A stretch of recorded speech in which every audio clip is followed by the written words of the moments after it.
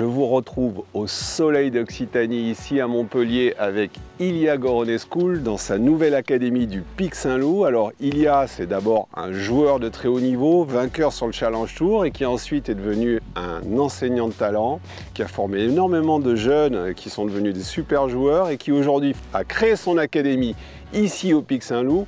J'ai plein de questions à lui poser sur sa pédagogie, ses concepts du swing et ce qui est sa signature dans l'enseignement français.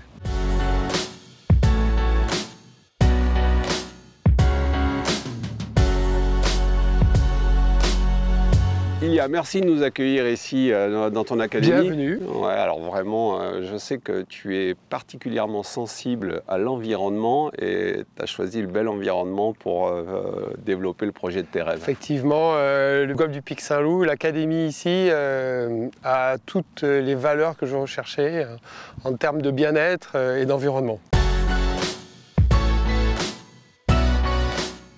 Moi, j'aimerais maintenant que tu nous parles des 5 puissances, des 5 vitesses. Comment tu as appelé ça? Voilà, moi je vais appeler ça les 5 moteurs. Les 5 moteurs. Les 5 moteurs, c'est un peu ma marque de fabrique.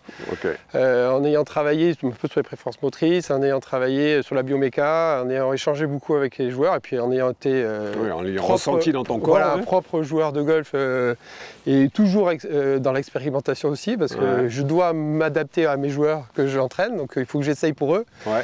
Je me suis rendu compte qu'il y avait des choses assez simples pédagogiquement. Tu disais parler de pédagogie, qui parlent beaucoup, qui sont visuelles. Moi, je suis beaucoup dans le visuel et la démonstration. Ouais. Et effectivement, les 5 moteurs, c'est des bonnes bases de travail. Donc, les 5 moteurs, je vais partir donc de cette posture toujours neutre. Je vais venir ici et on va faire le premier moteur. Ça va être un mouvement de levier. Automatiquement, il y aura un peu de là, le bras droit, d'accord, qui va monter les mains à peu près ici, parce que ne serait-ce que le bras droit, je peux monter à peu près là. Ouais. Voilà, et ensuite, et le club qui descend. Cette motricité-là, donc là, c'est que les bras, le club va s'arrêter assez vite. Donc c'est quoi? C'est levier du bras droit. C'est coup de poignet. Ouais, coup de poignet, voilà. Voilà, c'est ça, le corps n'a pas bougé quasiment. Et ça, c'est un moteur qui déjà, lui, fait partir la balle. Ça fait faire 70 mètres quasiment, hein, si j'exagère, sans appui au sol. Je fais ça, je vais avoir un coup qui va faire 80 mètres, ma balle qui part. Donc si on prend conscience qu'avec ce moteur-là, on peut déjà créer du golf, on peut revenir à des choses très simples sans se prendre la tête. Ensuite, le deuxième moteur qui est attaché à celui-là, ça va être le bras et on va y rajouter... Tu vas y mettre de la rotation. De la rotation, mais du buste. Voilà, parce que effectivement, le buste, les bras sont directement attachés à cette partie-là. Donc je pense que si on rajoute un peu de rotation de buste sur ce levier-là, automatiquement, je vais avoir une balle qui va gagner encore 10 mètres, à peu près, 10-15 mètres. Tu rajoutes tu empiles les vitesses. Voilà, exactement. Donc j'ai le levier plus la rotation. Et là, j'ai pas bougé le bas quasiment. Et là, tu les fais tes 100 mètres facilement. Et je fais mes 100 mètres. Bon, j'ai peut-être un peu forcé sur le principe, mais on n'est pas loin de la vérité. Troisième moteur qu'on peut rajouter, ça va être le bassin. D'accord. Donc le bassin, on peut le jouer dissocié du buste sur certaines mobilités de joueurs. Donc, mais là, je vais l'additionner avec le haut. D'accord. Donc là, je vais faire 15 mètres de plus à peu près. Je vais faire mon levier, mes épaules et vraiment au retour, je vais utiliser toutes les rotations, d'accord, bas et haut. Donc là, je vais faire 120, peut-être 110, 120 mètres. Voilà, ensuite, je peux utiliser la verticale et la latérale. Donc tu accentues la latérale en ayant la sensation que tu te déplaces de part et d'autre ou un petit peu vers la gauche? Plus vers la gauche. Alors, je vais faire rotation et ensuite, je vais vraiment tirer avec le corps. Ça va aller encore un peu plus loin. Voilà, celle-là chez moi, elle est assez forte.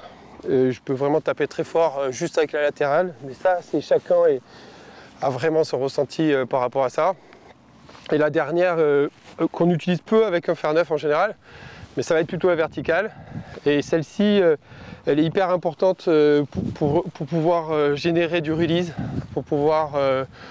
sentir à l'aise des fois, pour juste sentir que des fois un contact un peu plus régulier, plus léger sur le parcours pour essayer de moins enfoncer. Ça c'est quelque chose que je fais développer aussi à mes élèves beaucoup, de finir très haut avec le buste assez droit, avec beaucoup d'extension pour se finir à l'aise. Donc là par contre, sur la verticale, je vais vraiment avoir la sensation de descendre presque dans la prise d'élan et de me redresser comme ça dans la zone de frappe.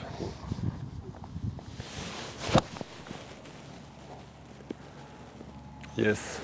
Et là, on va gagner encore 5, 6, 7 mètres assez rapidement. Alors voilà, votre swing, il est construit. C'est facile. 5 étapes. Parfait.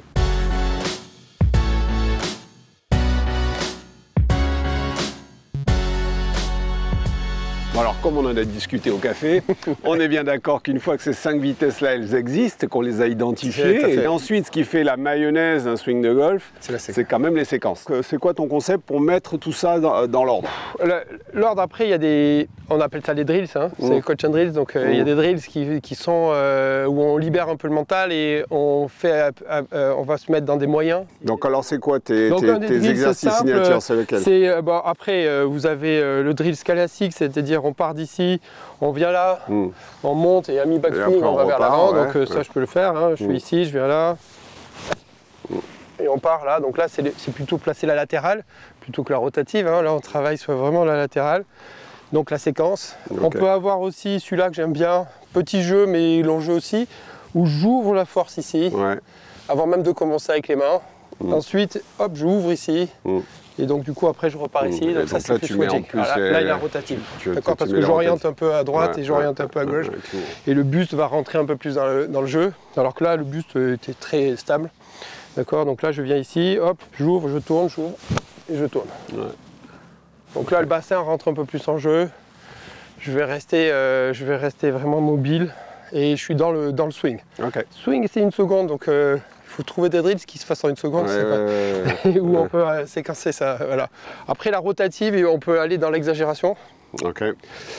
Et sur certains profils de joueurs, pas sur tout le monde, plus tu compresses le haut et le bas, plus ça tourne le bassin.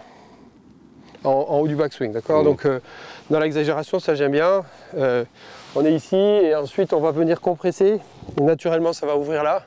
Et ensuite, tout va pouvoir passer. C'est du Remézy, ça. C'est Tiger Woods. C'est un drill qu'on a vu faire à Tiger, ça. Voilà, comme ça. Voilà. Donc on vient ici, on vient créer là de la compression entre l'eau et le bas. Et naturellement, ça vient replacer le bassin ici et ça vient frapper fort ici. Donc vous faites ça, et vous venez frapper. Donc là, c'est une séquence bien définie, c'est sur des profils moteurs bien définis aussi. Je suis plutôt dans ce profil-là, donc je suis assez sensible à ça. Mais c'est vrai que tu vois, je pars d'ici assez droit, hop, ça crée tout de suite de l'angle. Et là, c'est beaucoup plus facile pour moi de tourner et d'enchaîner les mouvements.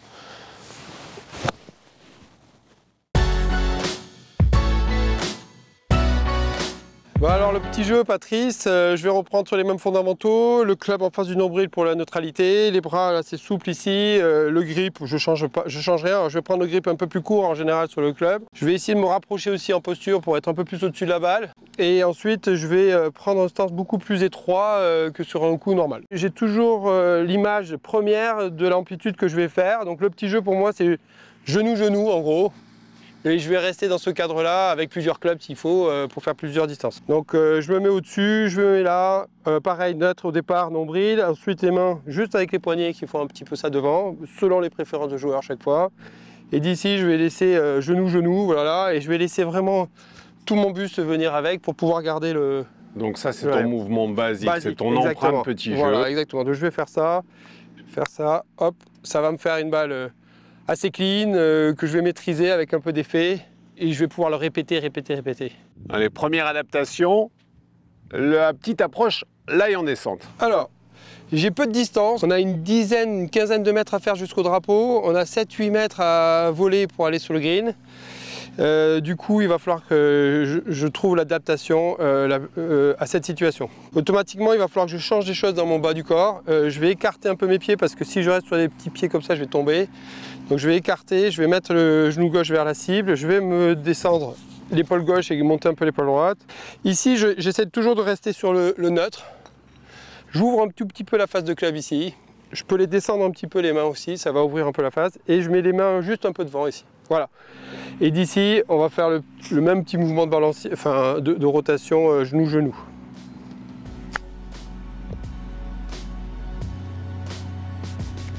Simple. Voilà.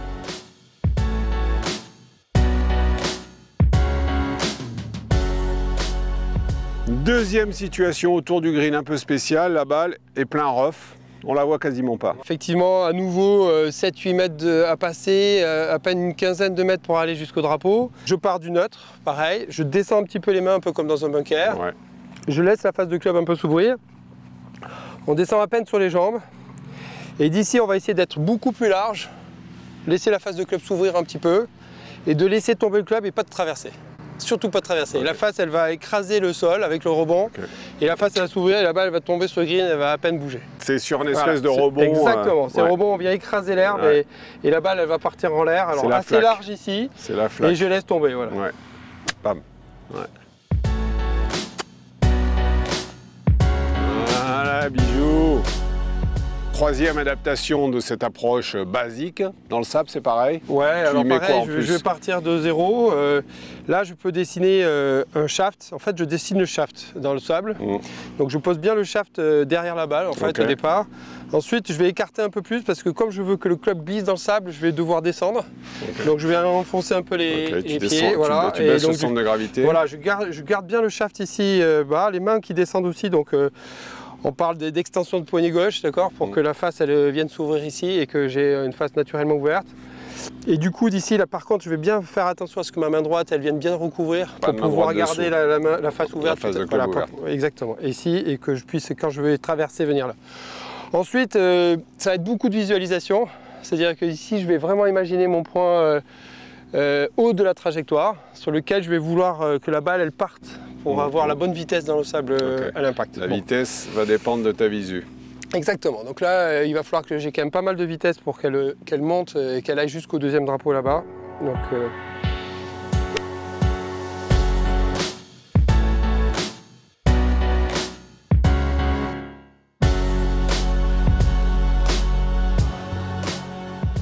Bon, ben voilà, une belle matinée au Pic Saint-Loup avec Ilia. On s'est régalé, c'était passionnant. J'espère que vous allez vous régaler tout au long de cette vidéo. Et puis on se retrouve le mois prochain dans une autre ligue.